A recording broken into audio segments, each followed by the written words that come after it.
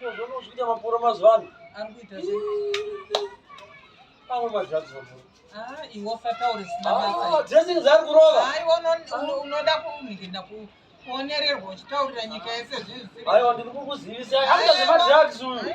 Ari kutorevesa mama. Ndikuona senge dzakutodambuka kudai. Dzamapuro kuzera chokwadi. Kutodambuka. Akutopenga. Vana venya vakutovengana. Kutotanga kuvengana kwavakuita. Mapuro adi. Uyo. Waita sei kumakomana. Wadiko mwenye wa Kuna hiyo mwana muone.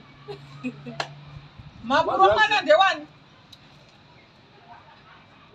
Mapuro mwana ndewani. Karipa kamfuti shoni. Wakawa nebo. Mapuro.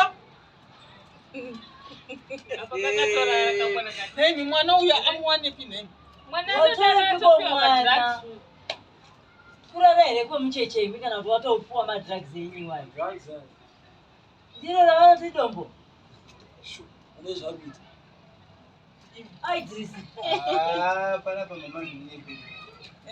Ana parutira CID mtora shanga manje so. Ndikuona vanhu vachirwa pasi petsoka bana pai. Ndikutokudza iyi.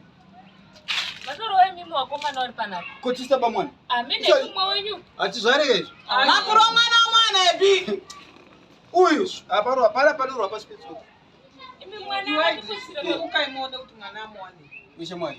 Imi sumukai vakomana. Ndiori padhuze naye uyu. Iwe wasumukai. Mama uyu ndari padhuze pakutenga uyu. Mukuru Mukuru somuka. Vanotomutya mama. Mwana unotoda kumubata. Vanotomutya vanenge vane simba rakawandisa. Ndo munoziva ko anoswera munozivana. Ipe manuwidze kamwana kuti kurara uko hazi madrugs ere kanuwidze pamuroma.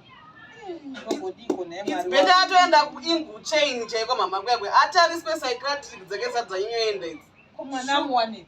Iyo ndora rimwe basa.